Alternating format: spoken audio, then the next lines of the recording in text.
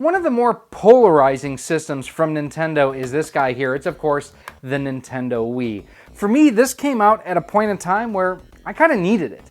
First and foremost, I'll say this is the first video game system from any manufacturer that I bought on day one. I actually camped out down on the Campus Town GameStop location in Champaign, Illinois, near the University of Illinois, to get my pre-order in. I sadly traded my Gamecube in on it, which I wish I wouldn't have, but I did. I spent so much time playing this, not only with myself, but my oldest daughter, Cassie. This was her first experience with video gaming, and I'm glad that I've now been able to get her set up with a Wii of her own.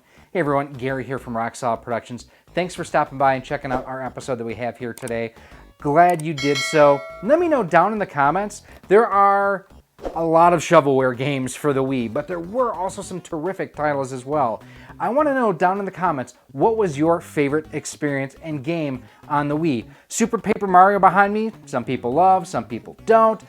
For me, the definitive version of Resident Evil 4 is on the Wii. Play it with the motion controls, you will be hard-pressed to ever go back playing with a regular controller. It was so good. And Mario Galaxy is not only my favorite game on the Wii, it's one of my favorite games of all time. It's beautiful, amazing soundtrack. But again, let me know down in the comments what your favorite title for the Wii is. So, while Nintendo made a lot of really good choices with the Wii, made it super accessible to people, the Wii Remote and the motion controls were easy for people to understand. One of the shortcomings, which we recently covered, is the fact that Nintendo decided not to put an HDMI output on it. They corrected that later with the Wii U, but the Wii didn't have it. Now, we did recently test out a Wii to HDMI adapter, and I will have this episode linked for you right up there if you want to check it out. Highly recommend you do so, because we're going to be comparing this to what we're talking about today in a couple different spots. This was available for under $6 on Amazon. Now, at the time of this recording, they are sold out. You can get these $10, $15 all day long. But in the episode where I talked about this, I had a lot of people in the comments ask me, hey, have you ever checked out the HD cable from Hyperkin for the Wii? I hadn't. We're going to right now. We are going to correct that. So what we're going to do, we're going to hit the bench, we're going to see how this connects to our Wii, and we're going to go ahead, we're going to capture some gameplay. Let's go get started.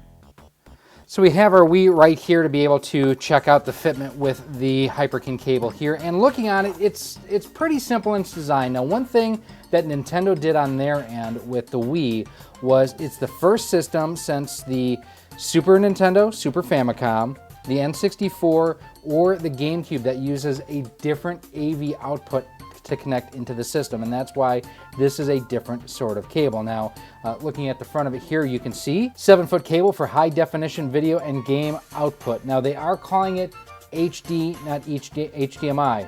The reason for that, if you call it HDMI, you have to pay a licensing fee. On the side here, just again says 7-foot cable for high definition video and audio game output. Taking a look on the back. Hyperkin's HD cable for Wii lets you conveniently play your favorite titles on your HD TV experience. Select titles in full 480p and crisp HD audio. It is 7 feet length, allows the best placement in your gaming area. So that is nice. Everything else just different languages down below. And then again here on the side for the Wii, 7-foot cable, HD TV compatible, and 480p max resolution. So that is one difference on this, is there is no upscaling apparently on here. This is only 480p output. Now, why that is important is, for comparison's sake, again, here is our Wii to HDMI adapter, and if you look right here, they're saying full HD 1080p. So 1080p versus 480p. Was this a true 1080p? I don't think so. But we are still going to take a look at how the Hyperkin cable looks on TV. And we are going to compare it to this and actually to going through a RetroTink 5X. I've always found the Hyperkin cable boxes to be easier to open from the bottom. Part of it, they don't tape it. Everything's in a poly bag. Live well. Follow us on the socials. So that's all their information there. Thank you for supporting, or thank you for your purchase and support. Now, one thing that is interesting by its lack of inclusion is a micro USB cable to connect for power. So does this not need an external power supply? Come on, you. There we go. So looking at the main box here, there's no ports on it anywhere for a USB cable for power. So everything is drawn straight off of the Wii for power. You do have a standard non-gold plated connector here for the HDMI to go to your TV or HD if you prefer. And this goes like so. It is a bit of a tight-ish connection, I would say. Not a death grip, but it is much tighter and feels, quite honestly, more secure than that AV to HDMI adapter, or the Wii to HDMI adapter that I previously tested. So let's go ahead, we're gonna connect this up, we're gonna test it out, and we're gonna see how it looks. So very similar to what we did with our recent video where we covered the Wii to HDMI adapter, I'm gonna show you Super Mario Galaxy, just the introduction here, no camera for me, not to distract from anything else that's going on screen. We are also going to pop up right here comparisons to the official Wii component video cables going through a RetroTink 5X at 480p and that Wii to HDMI adapter. I will say my initial thoughts on this, the colors look a little bit on the dark side compared to what we were getting on the Wii to HDMI adapter, especially here. The background to me for Mario looked quite a bit darker.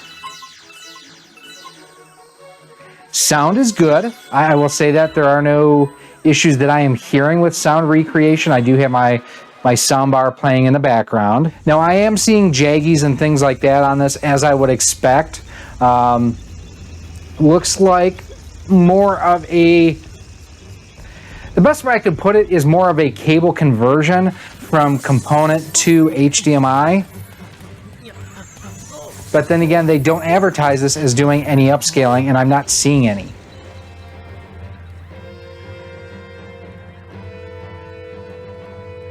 There again, the details on Peach, I think you can definitely see the differences from one to the next as far as the different solutions for connecting your Wii.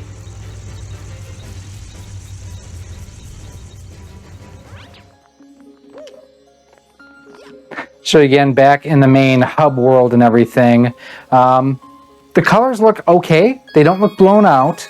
They look accurate-ish, I would say. Let's go ahead, we're going to dive into our first level here and just kind of see how it plays.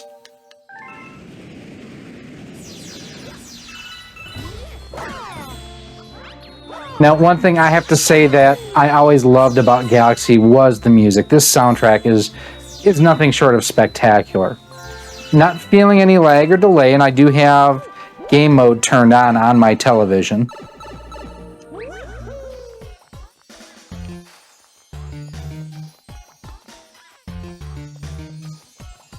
This is one of the elements in Galaxy that really threw a lot of people off, was the 3D element, that you really had to wrap your head around the space. I didn't mind it, and there were actually parts of Ratchet and Clank that came out around the same time that had some similar elements. So for me, I really liked it. Again, like I say, I don't think that this is bad looking, but I don't know that it is good. I will say it's good, but it's not great. I'm definitely seeing some jagginess around here. Whoa. All right. Again, overall, I think that Galaxy looks decent. Doesn't look... Definitely not HD, I will say that.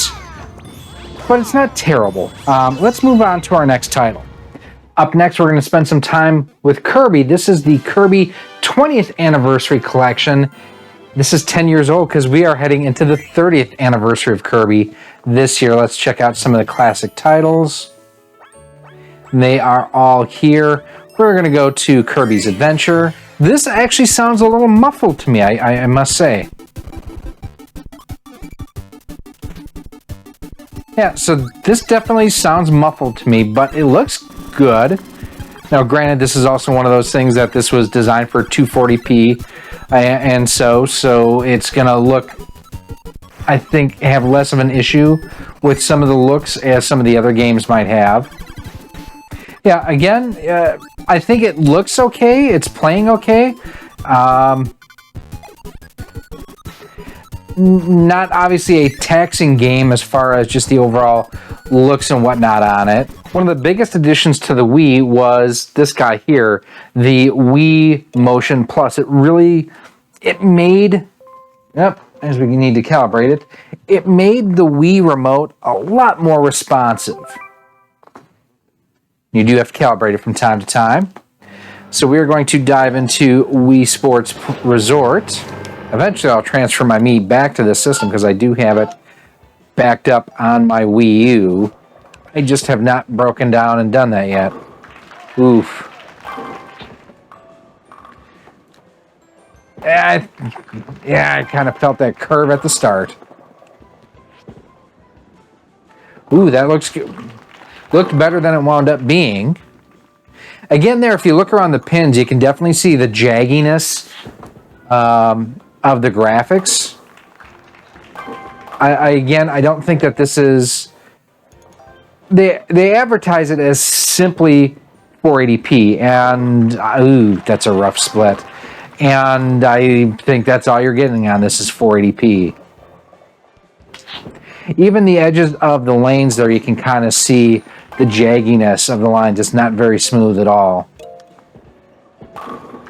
Oof, having a rough go of it this time here. Oh, I thought I was going to get that spare. I'm throwing a terrible game here. But too much English on it, but you can see the Wii Motion Plus definitely makes a difference there. This is going to be bad no matter what I do. Ooh, it kissed the lead pin on the other side, but it did not get it. We are not throwing a good game here at all. So this definitely does add a level of convenience where everything is all built into one. You don't need to carry a separate HDMI cable with you if you are going to travel with your Wii. Don't know that many people are really doing that much anymore. But it's one of those too where you know, you do have that extra convenience of having it all built into one. I don't know that I think that the graphics are as good as that Wii 2 HDMI adapter. Wow, way too much English on that one. And again. All right, one final test we're going to do is something I actually did not do with the Wii to HDMI adapter. We're going to try out a GameCube game. And it does recognize progressive scan mode too, which will be nice. But you can play GameCube games right through most Wiis. Now, whether or not it has the GameCube controller ports, that may be the issue. The reds still look a little bit off here to me. Alright, we do have the green shell here. This is really a mechanic that I wish that Nintendo, and I've said this before, I wish Nintendo would bring back. I really thought, yeah, we got him. Oh, and we got hit there. We'll get him again, though. Ha ha! Let's go.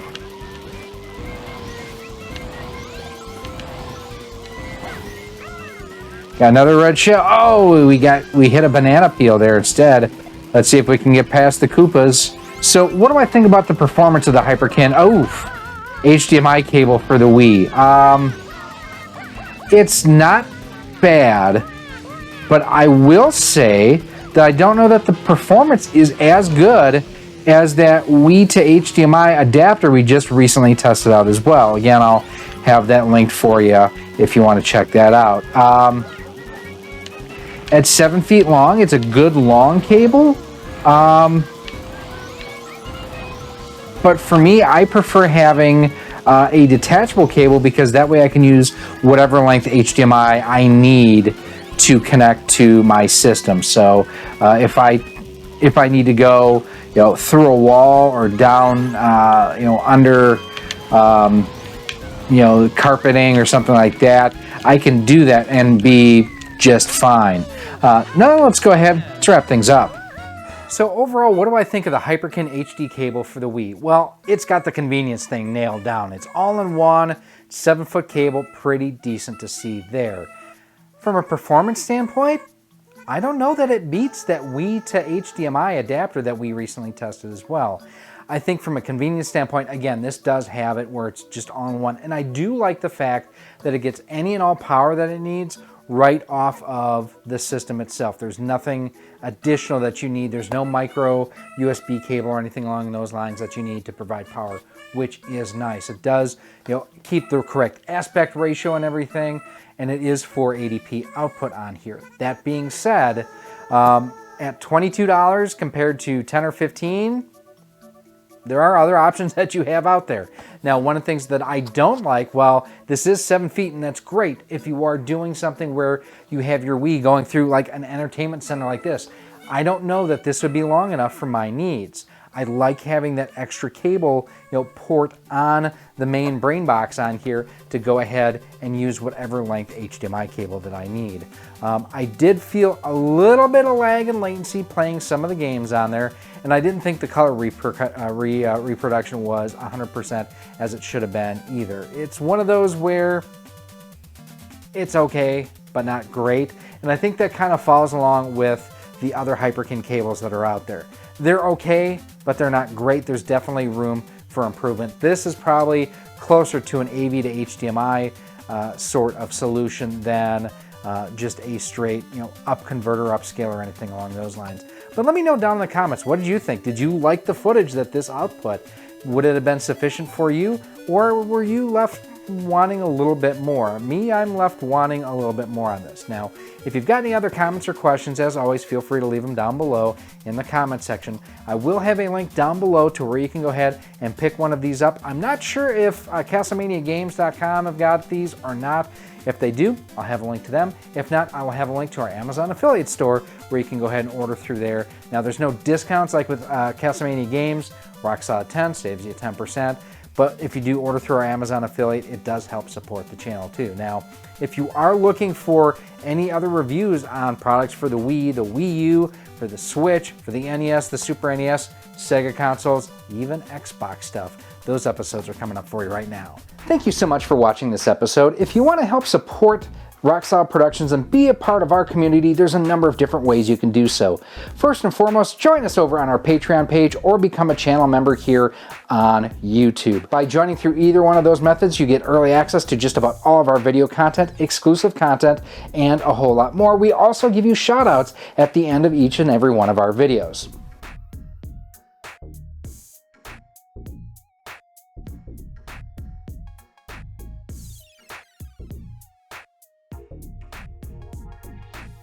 You can also pick up some awesome Rock Solid Productions swag. We've got t-shirts, sweatshirts, hoodies, and more available through our Teespring store on screen right now too. You can also pick up some of our awesome 3D printed cartridge stands, amiibo holders, Nintendo DS holders, and more by visiting our 3D printer store on screen right now as well. Links for everything will be down below in a pinned comment. If you want to stay up to date with everything we have going on here at Rock Solid Productions, make sure that you're following us on the different social media networks. We're on Facebook at facebook.com/RockSolidProductions, Instagram at instagram.com/RockSolidProductionsGK, and Twitter at RockSolidStudios. If you're looking to pick this and other retro and modern gaming accessories up, make sure that you head on over to CastlemaniaGames.com.